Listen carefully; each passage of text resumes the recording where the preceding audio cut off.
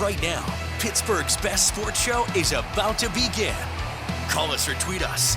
We've got things to talk about on the Ireland Contracting Nightly Sports Call.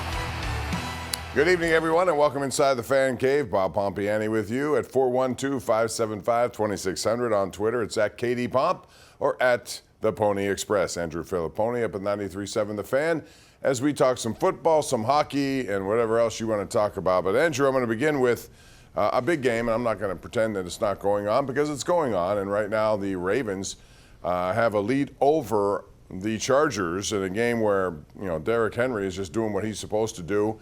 Although I have to ask you, they went up 23-16, and they went for two instead of kick the extra point. I was a little surprised by that. Were you?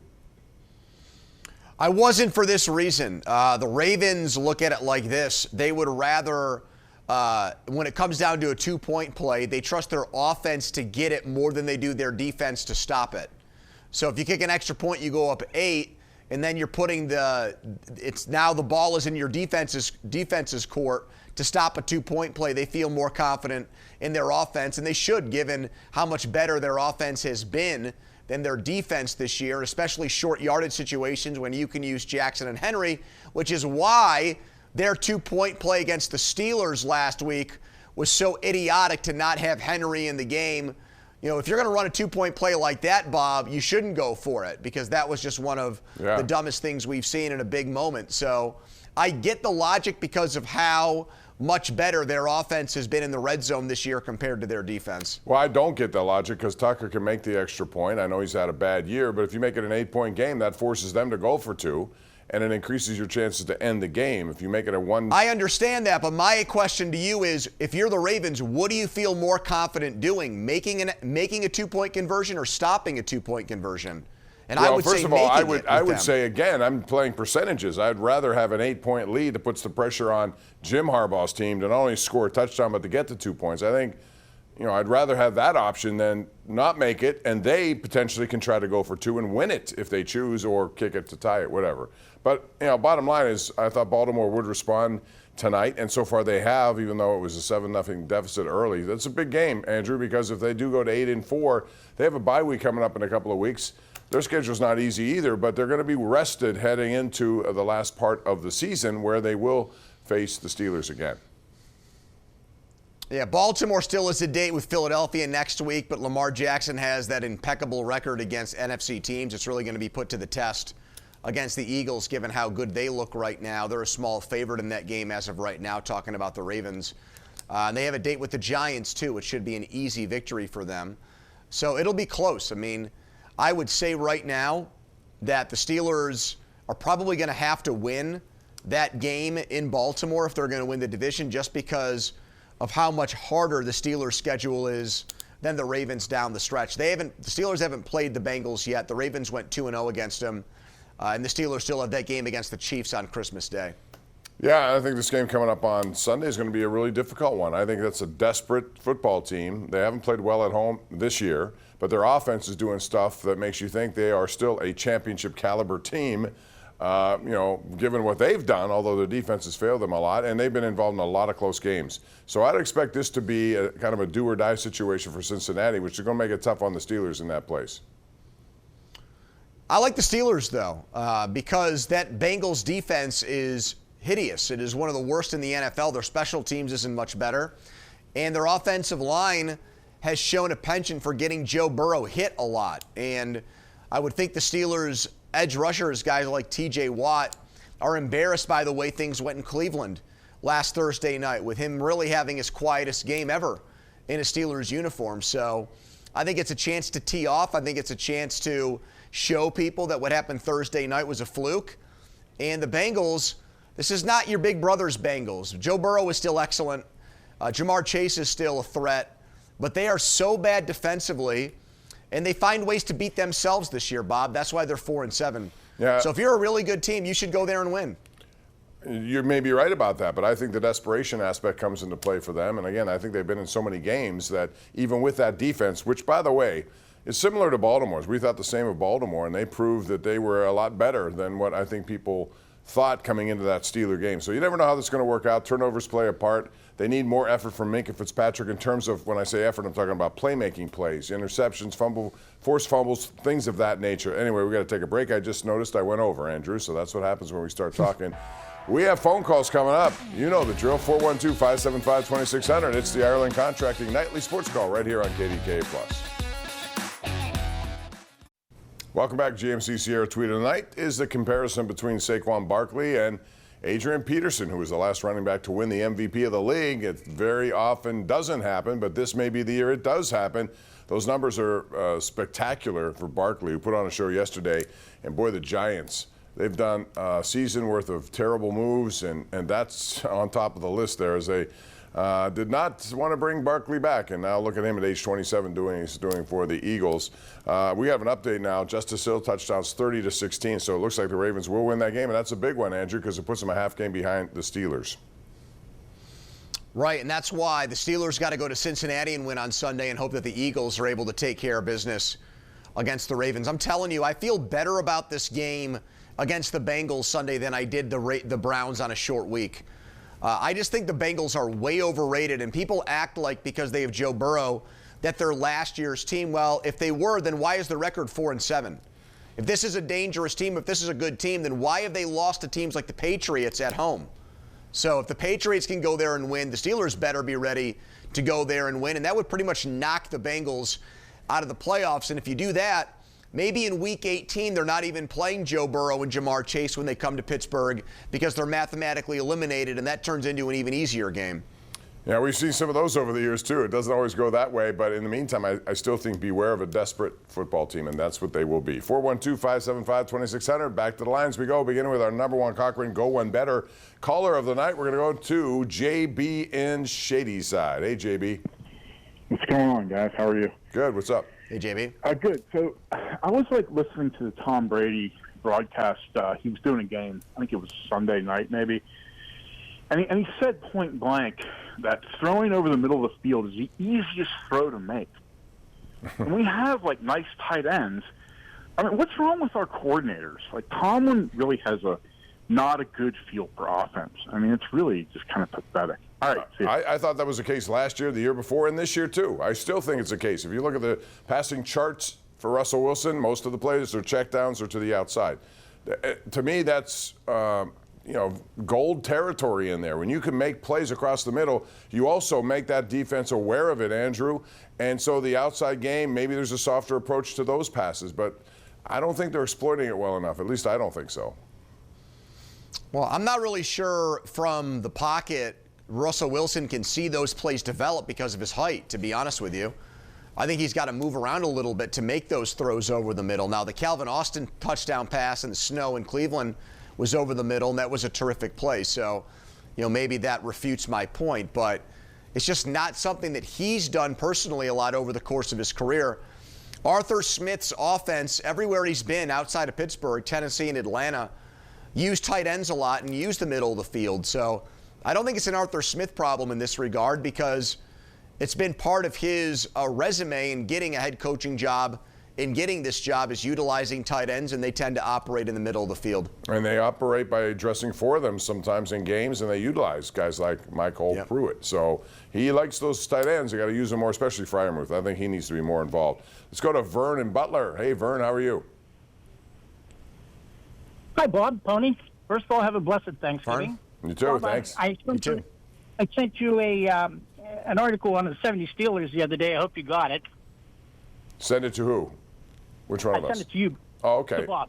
I haven't yet, but I will hopefully. Well, look forward to that. It kind of reminisced back to the 70s Steelers, and I was just trying to compare to this year's, and there's no common denominators anywhere. But, Bob, you stole my thunder there about the middle. I was watching the game earlier tonight, and it seemed like the Chargers were just tearing them apart across the middle. And I'm not sure why the Steelers don't continue to do that. But I think you guys pretty much answered that, and hopefully we'll pull out a win on Sunday. Yeah, I mean, that's not just the only thing. There are a lot of checkdowns involved. There are a lot of different things. But I think largely, though, Russell Wilson, it brings up the point about Justin Fields, Andrew. I think he had 7 plays in that game against Cleveland. And I'm wondering what's the best use of Justin Fields, because I think later in the game, Russell Wilson has a knack for making big plays in the passing game on third and fourth quarter plays. He's very good, and he was in Cleveland even despite the loss. So what do you think is the best use of Justin Fields? I got to be honest with you. I'm a Fields guy, but I don't think I'd use him unless there was an injury, because I think especially that third and four decision at the end of the game, I think it was really a colossal error by the coaches to not have him out there, Russell Wilson, when he was so accurate on third and fourth down. And he's your guy. He's your franchise quarterback, or the guy that you've anointed the number one quarterback going back to training camp in the preseason. And frankly, he hasn't done a lot to dissuade you from that. Now, the red zone offense hasn't been as good, but that, now the more I think about it, Bob, that's another tricky situation. You take Russell Wilson off the field, you put him back in. I thought in theory it was a good idea, and it's helped them a little bit. The Fields run against the Browns, what he did to close out the Ravens game, but I think overall there's a reason why nobody else in the NFL does it, and no one really in the NFL has ever done it effectively or successfully. Tom Landry couldn't do it in Dallas when he tried it all those years ago. It didn't work. So I think I would scrap it, honestly. And I know he's a great athlete, and it kind of stinks having an athlete like that on your bench. But I just think you brought up the rhythm of the offense on the radio today, and I think I want to give that a rest for now and allow for Russell Wilson to do his thing. Yeah, that doesn't mean, though, I wouldn't have him out there sometimes as a special, quote, package kind of play. In other words, he doesn't have to line up at quarterback. He line up someplace else and see what they do. Again, just to keep the other team honest, I think. There is a role Yeah, that's for different. Right. I'm not talking about coming in and playing quarterback. I think they should go to Russell Wilson. That's what is the prudent thing, I think. But there is a way to get him on the field a few times. Let's go to Josiah in San Antonio. What's up, Joe? Hey, Bob. Hey, Andrew. I just wanted to say real quick, this station is so underrated. I'm always listening to Ron, Heather, Selena, all you guys. You guys do a good job. And I just wanted to ask a question real quick. I don't know if I'm reading too much into it. There was a leak that happened the other week that said that Justin Fields was possibly going to replace Bryce Young in Carolina. And I find it odd that all of a sudden, once that report leaked, all of a sudden the Steelers start putting them in packages. So what I'm asking is there any truth to that, him possibly leaving? Because if it is, this is a terrible mistake on the Steelers' Well, part. it was kind of weird on a day where I thought, thanks for the call, Joe, that he played very well yesterday. I thought he did what he had to do down in Carolina against the Chiefs, who continue to find ways to win games, even though I thought maybe they were going to be on the ropes in that one, Andrew. That's the thing about them. They're not as proficient as they've been, but they certainly know how to win football games, and they did again yesterday. Yeah, I don't think the Steelers, why would they look at it like they need to keep Justin Fields happy unless the plan is to make him the quarterback next year and let Russ walk and pave the way for him to be their long-term starter? But I don't really think that that's what's going on here. I would not want to really not sacrifice, but I wouldn't want to compromise some of this year in order to put myself in a better situation for years to come. Your record's too good, and you're too involved in the playoff race and the race to get back to the Super Bowl to want to emphasize something like that. So the other thing is, to your point about Bryce Young, I don't think the Panthers would scrap Bryce Young for Justin Fields right now, Bob. Not yet. Based on the way Bryce Young has played since he's come back in for Andy Dalton. Yeah, sometimes that takes time. I think Canales is a guy who's going to work with him. We'll see where it takes him. Real quick, let's go to Carl in West Mifflin before we go to a commercial break. What's up, Carl? Hey, Bob, Andrew, how y'all doing? Good. Hey. Hey, I just want to know your thoughts on which manager you think going to get fired first, the Pirates manager or the Penguins manager? Well, I don't think it's going to be the Pirates anytime soon. They've brought him back for another year, unless it's a complete disaster. But I think this is more on what Bob Nutting decides to do with spending some money to showcase and put some people around a good pitching staff. The thing about Mike Sullivan at this point, I don't know what they're really doing over there in terms of they've dug themselves this hole, Andrew, where they're in it. They've chosen this path. They knew what the dead end possibly could be, and it's here before I think they realized it could be. And so now what do you do?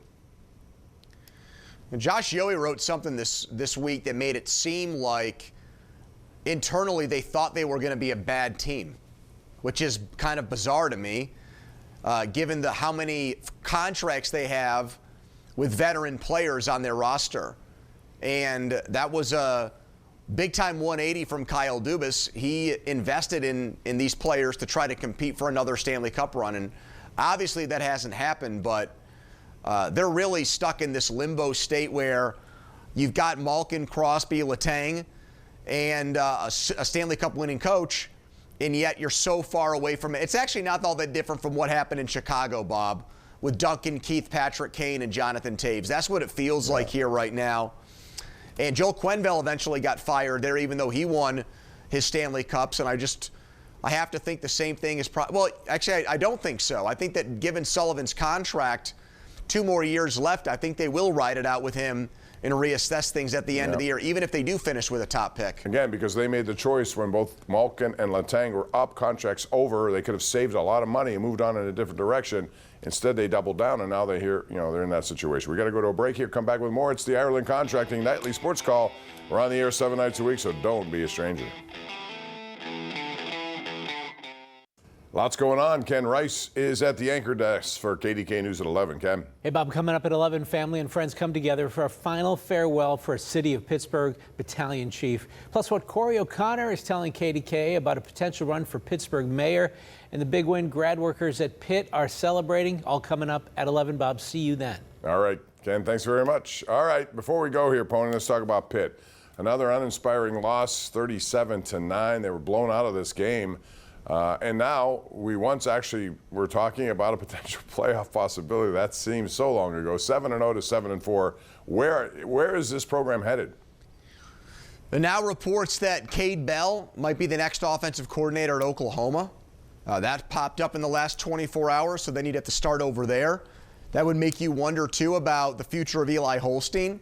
If the offensive coordinator leaves, now even you could question his future based on the injury and the way he's played in the second half of the season. I mean, it's almost like they're back to square one, Bob, being a mediocre program that wins 6 or 7 games a year. Changed so suddenly, but maybe it was meant to be. After a couple of games they could have lost and won, and maybe it kind of changed the expectation meter. Anyway, Pony, thanks. We're out of time. We'll do it again tomorrow. Look forward to seeing you then. All right, that's going to do it for us. Thanks for joining us. We'll be on the air at 10:35 once again, so call us with your opinions right here on the Ireland Contracting Nightly Sports Call. Have a good week.